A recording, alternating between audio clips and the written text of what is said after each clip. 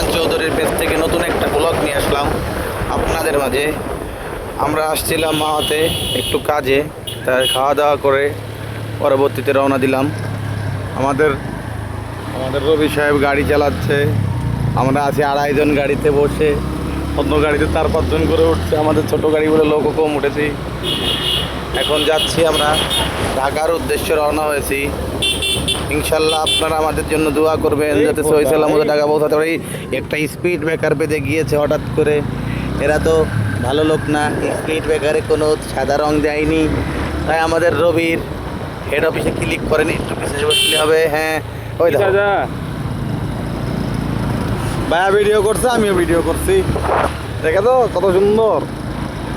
আমাদের মনির সাহেব আছে, সে আজকে প্লেন উড়াতে পারেনি, তাতে কি হয়েছে, যে বাইক চালাচ্ছে অনেক সুন্দর করে, সে আজকে বাইক উড়াচ্ছে। আমাদের রবি কখনো প্লেন উড়ায় না, প্লেনের মর্ম বুঝবে না কীভাবে প্লেন উড়াতে হয়, যেমন আমিও বুঝি না। আমরা খালি যাচ্ছি তো যাচ্ছি। আমরা যখন মাওয়া এক্সপ্রেস হয়ে ঢুকবো তখন আমরা হচ্ছে ভিডিও করা বন্ধ করে দেবো ইনশাল্লাহ। সামনে আর একটা স্পিড ব্রেকার আছে, দেখে শুনে যাও, ধাকি লাগবে না। দেখেন এটা আমাদের বাড়ি ছিল, এখানে আমাদের বাড়ি নদীতে ভেঙে নিয়ে গিয়েছে, তাই আমরা এখান থেকে চলে গিয়েছি অনেক দূরে। ভাই দুষ্টামি করলাম, মন মানসিকতা ভালো না। রবিদের সাথে আসলাম একটু ঘুরতে। আমাকে গাড়ি বলে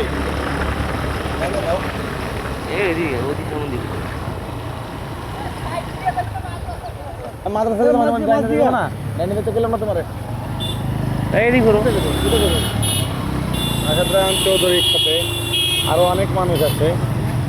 ওটা গেল দেখে তো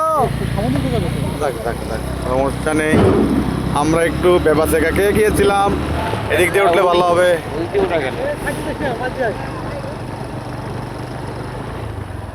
এখন আমরা হাইওয়েতে উঠে যাচ্ছি, অল্প কিছুক্ষণের মধ্যে আমরা হাইওয়েতে উঠে যাবো ইনশাল্লাহ। এই যে উঠে গিয়েছি, ওই দিক দিয়ে উঠা যেত, খালি পাগলা। এখন আমরা চলে যাচ্ছি ঢাকার উদ্দেশ্যে। আমরা মাওয়া এক্সপ্রেস হয়েতে উঠে গিয়েছি। আল্লাহ পাকের রহমতে কোনো পুলিশদের সাথে দেখা না হয়। আমরা এখন বাইকে 3 জন আছি, চলে আছে সবাই। ছোটো ভাইয়েরা, আমাদের ছোটো ভাইয়েরা যেখানে দাঁড়িয়ে আছে, ওরা আমাদের সাথে এসেছিল। ওরা গরিব, ওদেরকে খাইয়ে দিয়েছি আমরা, তাই না রবি? ওই যে রিক্সাওয়ালা গরিব না।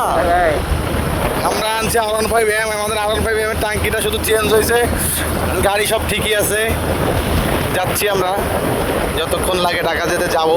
যাওয়ার পরে ছোট্ট করে একটা লম্বা ঘুম দেওয়ার পরে উঠে চলে যাব মোবাইল কিনতে।